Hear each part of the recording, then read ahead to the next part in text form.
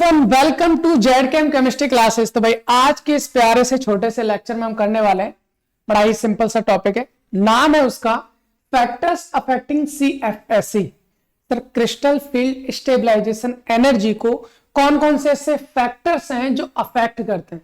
भाई अगर हम उनमें चेंज करेंगे तो वहां से सीएफएसई बदल सकती है, मेरी स्प्लिटिंग एनर्जी बदल सकती है। डेल्टा ओ को ले लिया इसलिए सीएफएसई बोल दिया डेल्टा ओ, क्योंकि डेल्टा ओ बदलेगा तो सीएफएसई ऑफिशियली बदलेगी। तो ऐसे कौन कौन से फैक्टर्स होते हैं वो हमको जानने हैं। तो भाई उससे पहले मैं आपको बता दूं इस वक्त हम कौन कौन से टॉपिक कर चुके हैं। भाई इस वक्त हम इस कोऑर्डिनेशन केमिस्ट्री की जो थ्योरी पढ़ रहे हैं, जो इसके रिलेटेड जितनी भी थ्योरीज हैं उनको हम पढ़ रहे हैं, उसमें बहुत सारे टॉपिक कर चुके हैं। भाई वीवीटी बैलेंस बॉन्ड थ्योरी खत्म कर लिया था पहले लेक्चर में हमने। इससे पहले की अगर आप कोऑर्डिनेशन की बात करें जिसमें आईयूपीएसी थी या आइसोमेरिज्म थी या फिर आपकी वर्नस थ्योरी थी, सब वो इससे पहले वाली यूनिट में थी। आप वहां जाके देख सकते हो, उसका लिंक हम डिस्क्रिप्शन में पहले से डाल रखे होते हैं। ठीक है, तो फिलहाल इस यूनिट की बात करें तो भाई इस यूनिट में हमने वीवीटी कवर कर लिया है, हाइब्रिडाइजेशन, ज्योमेट्री, मैग्नेटिक बिहेवियर पढ़ लिया है, सीएफटी क्रिस्टल फील्ड थ्योरी क्या होती है वो पढ़ लिया है। सर उसमें हमारी डी ऑर्बिटल्स कौन कौन से होते हैं, उनकी सबकी शेप क्या होती है, कौन कौन सा ओरिएंटेशन होता है वो पढ़ लिया है। और साथ ही साथ यहाँ पर जितने भी डी ब्लॉक एलिमेंट्स हैं, हमारे जितने भी डी ब्लॉक एलिमेंट्स हैं सबका इलेक्ट्रॉन कॉन्फ़िगरेशन भी जान चुके हैं। Sir crystal field splitting octahedral हो, टेट्राहेड्रल हो या फिर स्क्वारपेनिडल हो, सब में कर चुके हैं। CFSE sir crystal field stabilisation energy होती क्या है ये भी जान चुके हैं। आज के इस लेक्चर में जानने वाले हैं इट्स फैक्टर मतलब फैक्टर्स अफेक्टिंग सीएफएसई। सीएफएसई को अफेक्ट करने वाले फैक्टर्स के बारे में जानने वाले, बहुत ही सिंपल सा छोटा सा प्यारा सा टॉपिक है, इसमें कोई समस्या होने वाली नहीं है। चलिए फिर टाइम वेस्ट क्यों करना सर, नहीं टाइम वेस्ट करना है तो फिर हम अपना टॉपिक स्टार्ट करते हैं जिसका नाम है फैक्टर्स अफेक्टिंग सीएफएसई। सर सीएफएसई को कौन कौन से फैक्टर्स अफेक्ट कर सकते हैं। एक्चुअल में सीएफएसई हमारी निकल कहां से रही थी या फिर डेल्टा वो हमारा था क्या। भाई हमने ये कहा था, अगर हम ऑक्टाहेड्रल की एक बार देख लें ताकि आपको इजीली समझ में आ जाए, कि हम बात किसकी करना चाह रहे हैं। तो भाई हम बात यहां पर इसकी करना चाह रहे हैं। जब हमने ऑक्टाहेड्रल ज्योमेट्री देखी थी, ऑक्टाहेड्रल में क्रिस्टल फील्ड स्प्लिटिंग एनर्जी देखी थी, तो हमने क्या देखा था भाई, सर हमने ये देखा था हमारे पास में 5d ऑर्बिटल होती, जब लिगेंड अप्रोच करते हैं इनकी एनर्जी बढ़ जाती है, जब लिगेंड और ज्यादा अप्रोच करते हैं तो अलग अलग एनर्जी सेट्स में टूट जाती है। सर इनके बीच की एनर्जी को क्या कहते हैं, क्रिस्टल फील्ड स्प्लिटिंग एनर्जी।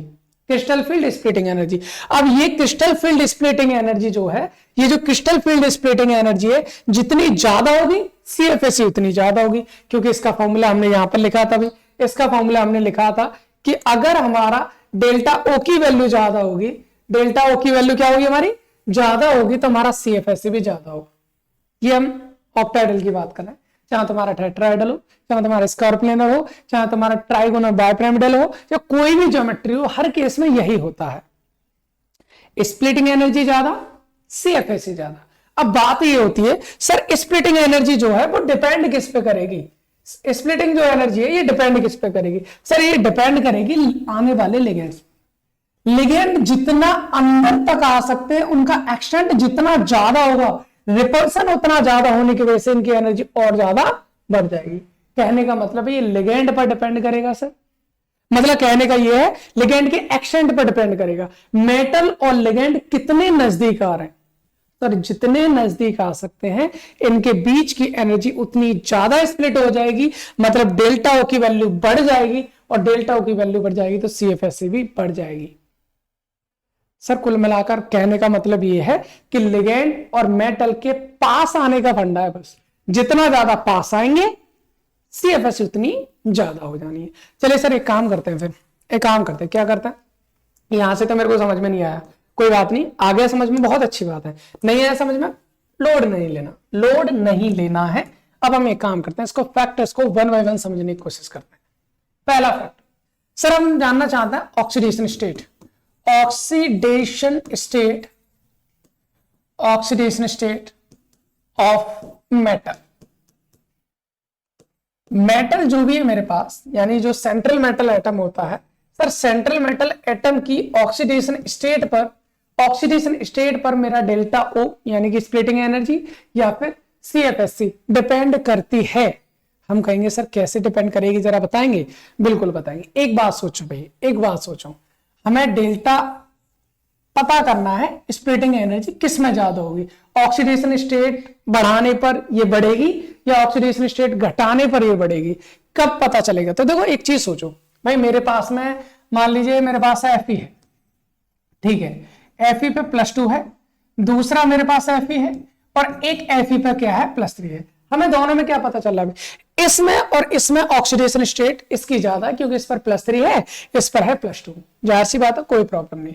अब मेरे पास भाई साहब एक लिगेंड है, लिगेंड के पास देने के लिए इलेक्ट्रॉन पेयर है। अब एक बात बताओ, ये लिगेंड किसको अपने इलेक्ट्रॉन पेयर देना चाहेगा, +2 को या +3 को?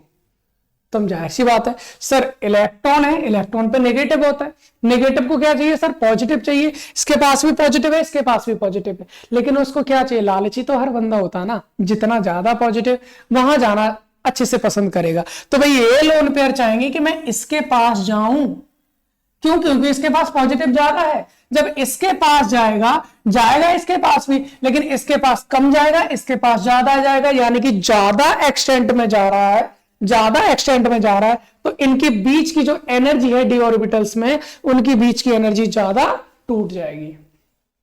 सर ज्यादा टूटने से क्या होगा? सर ज्यादा टूटने से ये होगा, डेल्टा ओ बढ़ जाएगा, और डेल्टा ओ बढ़ा तो CFS बढ़ जाएगी। मतलब जो स्प्लिटिंग एनर्जी है वो प्रोपोर्शनल होगी हमारे किसके किसके होगी भाई? ऑक्सीडेशन स्टेट के। किसके होगी भाई? ऑक्सीडेशन स्टेट के। कहने का मतलब ये है हमारा सर, जैसे जैसे ऑक्सीडेशन स्टेट आपके सेंट्रल मेटल एटम पर बढ़ेगी, वैसे वैसे डेल्टा ओ मतलब स्प्लिटिंग एनर्जी की वैल्यू हमारी बढ़ती जाएगी, वैसे वैसे स्प्लिटिंग एनर्जी की वैल्यू बढ़ती जाएगी। सर एक क्वेश्चन करें, एक छोटा सा क्वेश्चन करते हैं जिससे कि हमारी चीजें बिल्कुल क्लियर हो जाए। अपने पास क्वेश्चन ये है, अपने पास एक क्वेश्चन ये है सर, मान लीजिए मेरे पास में है COH2O का होल 6 कर दीजिए और इस पर 2+ कर दो, ठीक है सर। यहां पर हमने किया COH2O का होल 6 और यहां कर दिया हमने 3 पॉजिटिव।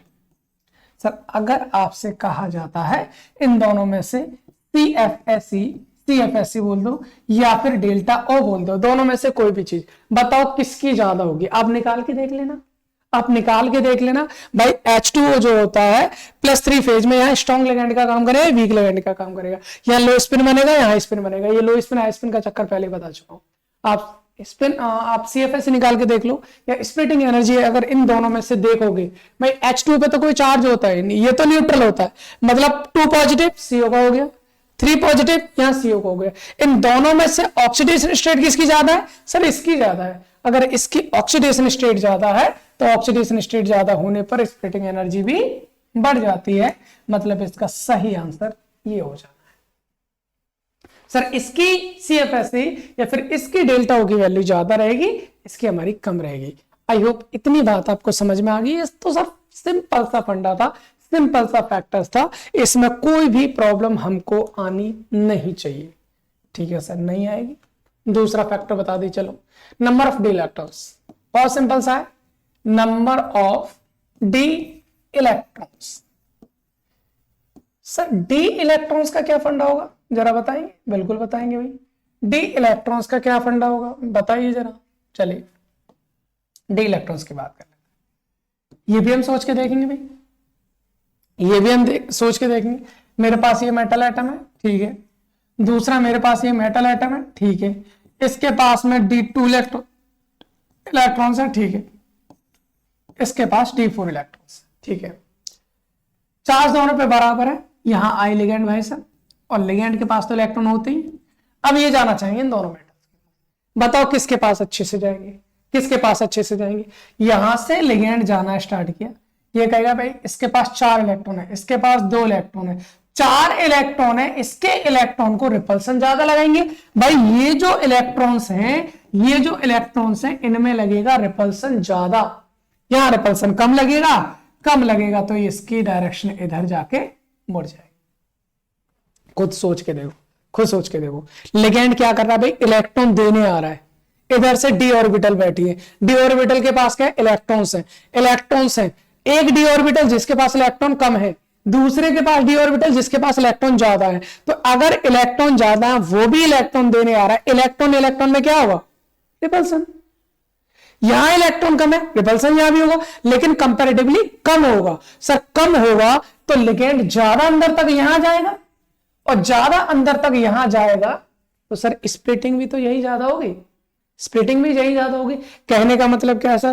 कहने का मतलब तो ये हो गया सर, जो स्प्लिटिंग एनर्जी है वो उसकी ज्यादा होगी जिसमें डी इलेक्ट्रॉन्स कम होंगे। डी इलेक्ट्रॉन्स कम, स्प्लिटिंग एनर्जी ज्यादा, मतलब ये तो सर इनवर्सली प्रोपोर्शनल हो गए, व्युत्क्रमानुपाती हो गए ना। मतलब हम तो सर ये कह सकते हैं डेल्टा जो होगा वो ना क्या होगा? रेसिप्रोकल होगा। किसके होगा रेसिप्रोकल भाई? ये हो जाएगा नंबर ऑफ डी इलेक्ट्रॉन्स के, नंबर ऑफ डी इलेक्ट्रॉन्स के। मतलब जिसमें डी इलेक्ट्रॉन्स ज्यादा, जिसमें डी इलेक्ट्रॉन्स ज्यादा उसकी स्प्लिटिंग एनर्जी हो जाएगी कम, जिसमें डी इलेक्ट्रॉन्स ज्यादा उसकी स्प्लिटिंग एनर्जी हो जाएगी कम, और स्प्लिटिंग एनर्जी कम तो हमारा CFSE भी कम हो जाना है।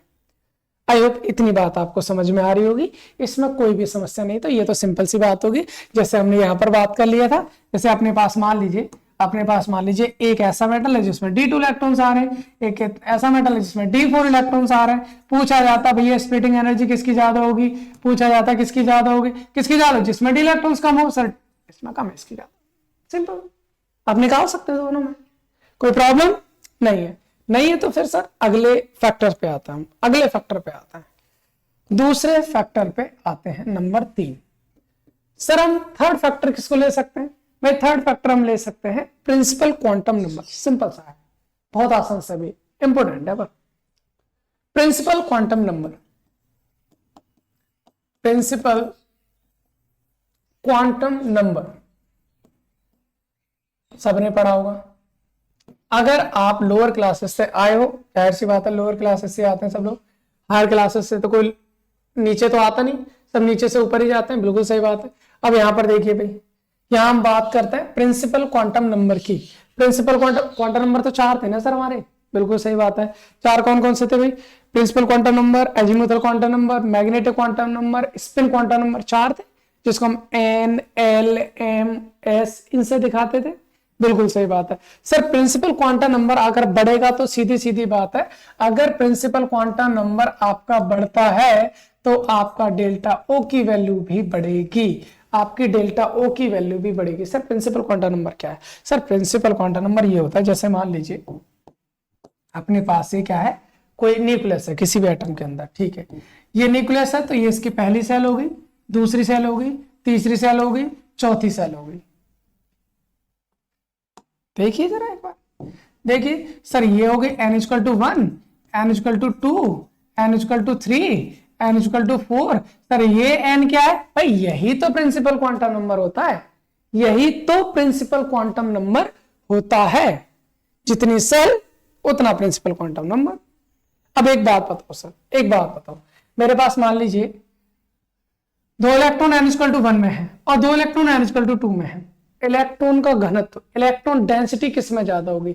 अगर छोटा साइज है तो इलेक्ट्रॉन डेंसिटी ज्यादा, जैसे जैसे जैसे जैसे साइज बढ़ता है वैसे वैसे इलेक्ट्रॉन डेंसिटी क्या हो जाती है? बढ़ जाती है, सॉरी कम हो जाती है। मतलब यहां से हम क्या कहेंगे भाई, हमको पता है ना डेंसिटी बराबर क्या होता है भाई, हमें पता है डेंसिटी बराबर होता है मास पर वॉल्यूम, मास पर वॉल्यूम ये होता है सर, डेंसिटी बराबर होता है मास पर वॉल्यूम। इलेक्ट्रॉन्स मैंने सेम कर दिए इस बार, क्या कर दिया मैंने? इलेक्ट्रॉन सेम, तो मास सेम हो जाएगा। मास सेम होगा तो सर वॉल्यूम देखो, जैसे जैसे वॉल्यूम बढ़ेगा, जैसे जैसे वॉल्यूम बढ़ेगा डेंसिटी कम हो जाएगी। नंबर ऑफ एन्स बढ़ेंगे, अगर एन की वैल्यू बढ़ेगी प्रिंसिपल क्वांटम नंबर की वैल्यू बढ़ेगी। सोचो जरा, अगर प्रिंसिपल क्वांटम नंबर की वैल्यू बढ़ रही है तो साइज बढ़ रहा है, साइज बढ़ रहा है तो वॉल्यूम बढ़ रहा है, वॉल्यूम बढ़ रहा है तो डेंसिटी हो जाएगी कम। मतलब मैं यहां से एक चीज कह सकता हूं सर, क्या कह सकता हूं? मैं कह सकता हूं sir on increasing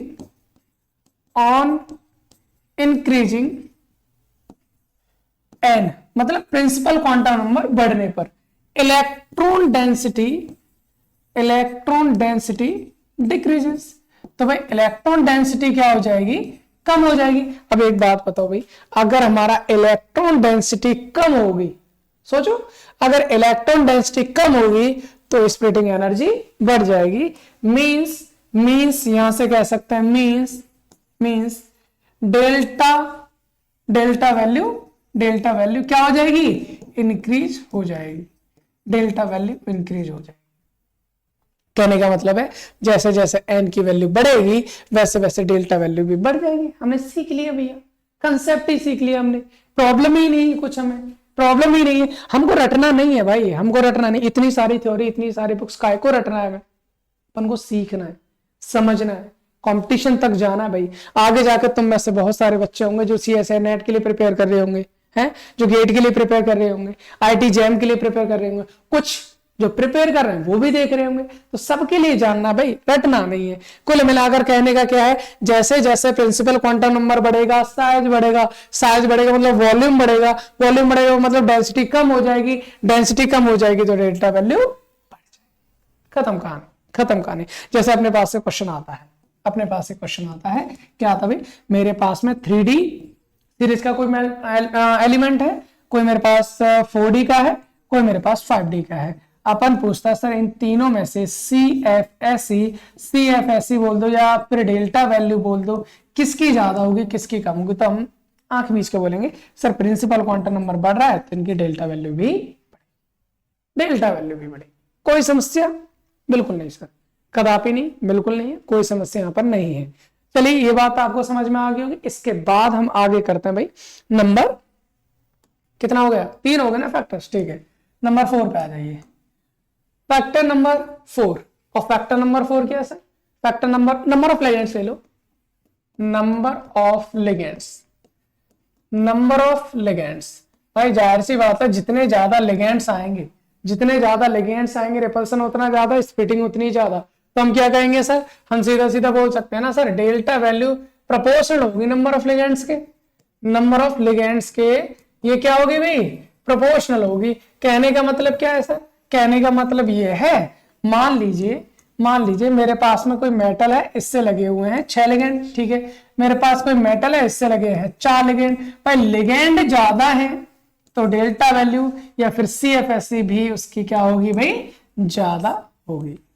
I hope इतनी बात आपको समझ में आ गई हो, इसमें कोई समस्या नहीं है। सर एक और करते हैं, बहुत अच्छा सा फैक्टर है, और वो क्या फैक्टर भाई, नंबर कौन सा नंबर हो जाएगा हमारा, कितने फैक्टर हो गए, 4 हो गए। Number 5, factor number 5, strength of ligand. Strength बोल दो या फिर नेचर बोल दो, स्ट्रेंथ बोल दो उसकी या फिर उसकी नेचर बोल दो। नेचर ऑफ लिगेंड्स, भाई नेचर ऑफ लिगेंड का मतलब क्या, लिगेंड 2 टाइप के बताए हमने, strong field ligand, weak field ligand. तो यहां पर एक चीज देखिए भाई, क्या देखना सर, अगर मान लीजिए मेरे पास में स्ट्रॉन्ग फील्ड लिगेंड है तो डेल्टा वैल्यू जो हो जाएगी वो हो जाएगी मेरी हाई। स्ट्रॉन्ग फील्ड लिगेंड में स्प्लिटिंग भी ज्यादा होनी है, क्योंकि स्ट्रॉन्ग ना ताकतवर है, आराम से तोड़ देगा उसको है। और अगर अपने पास क्या है, वीक फील्ड लिगेंड है, कमजोर है बेचारा, तो डेल्टा वैल्यू कम हो जाएगी। क्या हो जाएगी, डेल्टा वैल्यू कम हो जाएगी, यानी वीक फील्ड लिगेंड होगा, मतलब आपके उसके डेल्टा वैल्यू कम हो जाएगी, CFSE कम हो जाएगी। सर कौन स्ट्रॉन्ग है कौन वीक है, इसके लिए मैंने आपको पहले बताया था, कौन सी सीरीज बताई थी, हमने बताई थी स्पेक्ट्रोकेमिकल सीरीज। आई होप आपको पता होगा स्पेक्ट्रोकेमिकल सीरीज।